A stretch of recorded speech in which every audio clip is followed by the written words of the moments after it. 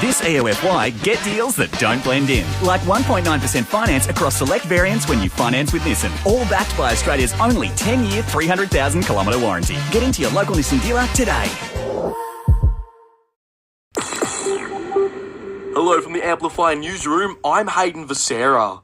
There'll be a permanent boost to the electricity, gas and water rebate included in next week's ACT budget. It'll be increased by $50, bringing the total annual rebate to $800 for eligible low-income households in the capital. The ACT government says it's about providing some cost of living relief for locals who need it most. Meanwhile, ahead of the local budgets, there's calls for the ACT government to maintain funding for the Rent Relief Fund. ACT Shelter CEO Corin Dobson says 18 community service organisations have come together to push for it, with the program due to finish up at the end of the month. This is a program that provides a temporary payment to people who are in severe financial stress and who are struggling to meet their rental payments. And it means that they can remain in their homes. It prevents the spiral into eviction, homelessness or unmanageable debt. 650 Aussies in Israel and Iran have registered to leave as hostilities flare between the two countries. The federal government is looking at organising repatriation flights once the airspace reopens. Treasurer Jim Chalmers has told the ABC there could be economic consequences of the conflict. On Friday, we saw a very substantial spike in the oil price, for example, somewhere between 10 and 11% spike in the price of oil per barrel. It's still higher now than what it was at the beginning of last week, but it's moderated a bit. So very volatile oil prices. The ACT inquest into the 2020 Auroral Valley fire has revealed a defence helicopter crew knew they started the blaze but didn't alert authorities fast enough. The coroner says that critical failure and delay helped fuel a fire that devastated national parkland and homes. ACT Chief Minister Andrew Barr says they've learnt their lesson and will make the necessary changes. But it was always an accident. It wasn't an intentional action. Probably the big lesson in all of this is don't use army helicopters for fire reconnaissance in the future. New South Wales police believe a war between rival underworld gangs is behind a targeted shooting in Sydney's west this afternoon. Assistant Commissioner Peter Thurntel says 2 masked gunmen entered a kebab shop in Auburn just after one and opened fire. A 26-year-old male was shot in the arm and shoulder, an unknown male was shot in the face, and a 50-year-old woman was shot twice in the torso. At this stage, all of those victims have been taken to hospital. Another step forward for the new public primary school in Whitlam in the Molonglo Valley, with early earthworks on site now underway. Once completed, the school will cater for up to 780 students from preschool to year 6, with the first students expected to start in term 1 of 2027. Planning for the Early Childhood Education and Care Centre is also underway. The jury could finally retire this week in the mushroom murder trial. Erin Patterson is charged with 3 counts of murder and 1 of attempted murder after she allegedly served 4 former in-law death cap mushrooms. The closing submissions from the prosecution have started today, marking the trial's 8th week. More than 10,000 book lovers poured into the National Convention Centre over the weekend for Lifeline Canberra's flagship book fair. Despite the late location change, the event saw $200,000 raised to support the 13-11-14 crisis line. Local CEO Carrie Leeson says every book sale turned into a life-saving act. It's just a great community event where everyone comes together and there's a lot of kindness and a lot of community, which is what Lifeline strives to achieve every single time. And Aussie tennis legend Ash Barty has announced the safe arrival of her second child. She and husband Gary Kissick taken to Instagram to share they've welcomed a daughter named Jordan. The ACT government is ending a program that gave renters short-term help with paying rent during tough times. The Rent Relief Fund won't be getting any more money, but the remaining funds will last through winter. At the same time, the government is keeping another support program, an $800 yearly discount on electricity, gas and water bills for people on low incomes. The US president appears to have changed his tune on the AUKUS deal. The Trump administration had announced a review, but after meeting with British PM Keir Starmer ahead of the G7 summit, it appears to be back on the table. Our Prime Minister, Anthony Albanese, is relieved. It is in Australia, the United States and the United Kingdom's interest that AUKUS not just proceed in terms of Pillar 1 but Pillar 2 as well. There are great advantages that we have. The sum of 1 plus 1 plus 1 sometimes equals more than 3. Our Foreign Minister says her department is working to support Aussies in the Middle East. Penny Wong saying they can't repatriate anyone by plane while the airspace is still closed and that they are looking at other ways. We're looking at all options and we're assessing very carefully the security status of various options. We will provide the assistance we can to get people to safety when it is safe to do so. Emerging health researchers have been honoured at Charm 2025 in Canberra for their groundbreaking work across areas like critical care, rehab and AI in the healthcare. Winners include projects on ICU mental health, smart heart disease tools and even therapy dogs in hospitals. The ACT government says their work is helping shape a stronger and smarter health system. Donald Trump is deploying more US troops to the Middle East. The president ordering the National Security Council to meet in the White House Situation Room. The US Defense Secretary saying they're sending more troops to protect the US forces already in the region. Social media has officially overtaken traditional websites as Australia's top source of news, with younger audiences hooked on TikTok and Instagram. The Digital News Report from the University of Canberra reveals that while TV still leads overall, short videos and influencers are changing the way the nation stays informed. Despite growing concerns about misinformation, Professor Caroline Fisher says trust in news is slowly on the rise. People consider platforms like Facebook and TikTok are seen as the platforms that pose the biggest risk of spreading misinformation. And Australia Post is rolling out a new dedicated parcel service. The new shops will make it easier to send, return and collect parcels with a 24/7 self-serve option available. Josh Bannister from AusPost says 2 have opened today in New South Wales and Victoria, with more to pop up right around the country. We plan to roll out more trial locations across Australia in the coming months. We'll monitor how these trial formats perform and how customers use them. Feedback and insights will help us refine the format before considering a broader rollout. 3 Australian men in custody after a fatal shooting in Bali are all facing the death penalty. It's after a 32-year-old man was shot dead at his villa on Saturday. Court today for 4 people over separate family violence offences. Police say in one case, a 40-year-old McGregor man was arrested after allegedly punching his partner, then assaulting their daughter while she recorded it.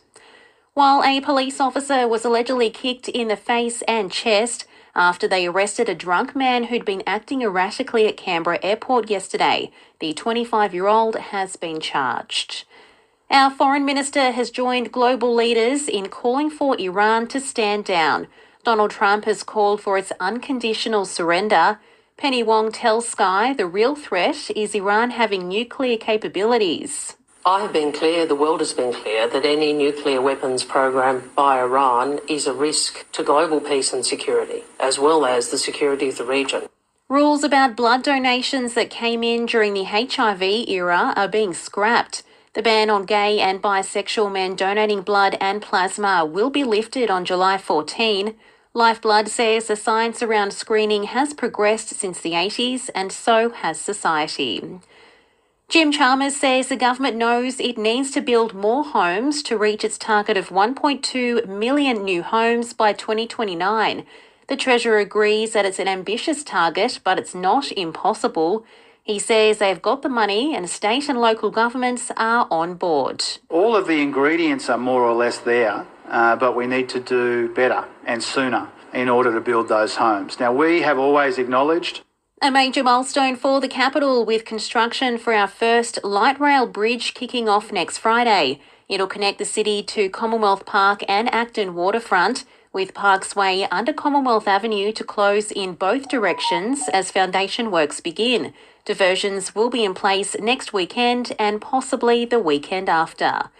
And a new survey by UNSW Canberra shows many Aussies who celebrate commemorative traditions like Anzac Day don't actually understand the history behind them. Peter Kane from the Canberra Liberals has resigned from Shadow Cabinet effective immediately, citing concerns about the party's leadership. He's released a statement saying the decision follows ongoing concerns about the leadership team's direction and processes that have led to key decisions. He'll move to the backbench. It's been revealed the federal government is looking at defence and commercial options when it comes to getting Aussies out of Iran and Israel once airspace reopens. But that could be some time off, as Iran has struck more sites in Israel in the past few hours. Deputy PM Richard Miles reiterating Australia's desire on the ABC. Not to see this conflict grow, but to see it de-escalated and to see a pathway to diplomacy and dialogue. A 30-year-old McGregor man's been charged after allegedly threatening staff at JB Hi-Fi in Woden with a blowtorch on Tuesday. Police say the man walked out with a display vacuum after also threatening security staff. He was arrested at Westfield Woden yesterday. The ACT government's in early talks with the University of Canberra about a potential new site for a primary school in Belconnen. The plan aims to make use of underutilised land on the uni's campus. Education Minister Yvette Berry says the government's hopeful it won't have to buy the land as part of the agreement. I'm not sure that we'd necessarily have to buy it. Those are the kinds of things that we're considering, whether or not there can be some arrangement with the University of Canberra and whether the site is big enough. Bad news for locals looking to break into the housing market, with house and unit prices on the rise in Canberra. Domain's price forecast report shows our average house price is expected to reach $1.1 million, an increase of about $39,000. Senior economist Dr. Joel Bowman says it comes down to several factors. The pickup in growth is supported by lower borrowing costs and expectations for 3 to 4 more rate cuts to come by the end of next financial year. You've also got the government support for first home buyers, which will also support the further price gains. Sleeping bags, cardboard and freezing air. That's all 123 local leaders will have at Old Parliament House tonight for the Vinnie's CEO Sleep Out, raising money for locals experiencing homelessness. Founder of Build Like a Girl, Joe Farrell, among those taking part. I see a lot of the impact of people who are struggling at the moment financially, people who don't have homes. I wanted to understand more about that, and so I wanted to be part of doing something about it to change it. And in what could be good news for homeowners, the unemployment rate remains steady at 4.1% for May. It's hoped the figure will prompt the Reserve Bank to cut rates again when it meets next month. Aussie troops are heading to the Middle East to help Australians who want to leave. Foreign Minister Penny Wong says staff will help Aussies in Iran get to the border crossing in the neighbouring country. We are putting people on the ground in Azerbaijan. We are involved in assisting Australians who are in Israel. We had another bus overnight to go to Jordan. I think some 38 people in addition to the small group the day before. The hunt's on for 4 people allegedly involved in several graffiti incidents across the city. There's images on the ACT policing website. Anyone who recognises them is urged to come forward. Concerns easing inflation and interest rate cuts have done little to relieve immense financial stress faced by Canberra's low-income households. That's according to the ACT Council of Social Services Cost of Living report.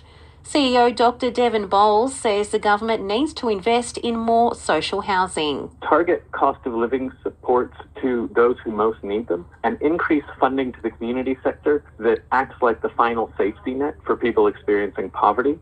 Police are reminding locals heading to the mountains this winter to ensure they are prepared. Leading Senior Constable Angus Ferguson says drivers heading to rural areas where there is snow need to be equipped. Two-wheel drive vehicles and often all-wheel drive vehicles are not suitable to be taken into rural areas that are covered in snow unless they are properly fitted with snow chains. It's Give Me 5 Day as part of the month-long campaign raising money for sick kids across the capital. Paediatrician Dr. Tiffany Krause from Canberra Hospital says the money goes to services that make a real impact. We're just really trying to create moments of comfort, control and calm during a time that can really feel very much out of a young person's hands when they're in hospital. If you thought it was especially cold this morning, you're not the only one. It got down to minus 7.2 at Canberra Airport, the equal lowest June temp since the site opened in 2008. The June record for the previous station at Canberra Airport was minus 8.5 in 1957. Get ready for the darkest day of the year. Canberra's winter solstice happens tomorrow, meaning we have the least amount of sunlight.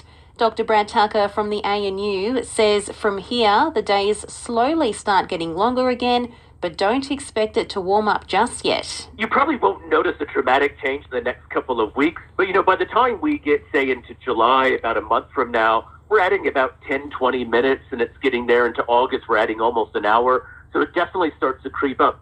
Canberra's top unis have taken a tumble in the latest university rankings. The ANU has slipped to 32nd, while UC plunged to 494th. And more than 120 Canberra leaders slept rough outside Old Parliament House overnight, raising more than $800,000 for locals experiencing homelessness.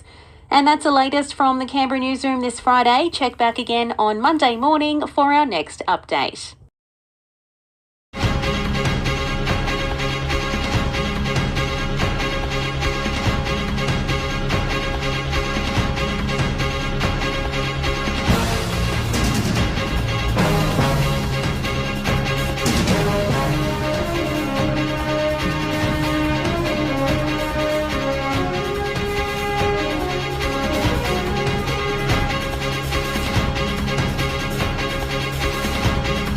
This is Will, and Will always likes more. That's why Will uses car sales to buy a car. We have over 200,000 new, used and demo cars to choose from, all there on the app. Perfect. Car sales in Melbourne Storm. More, better.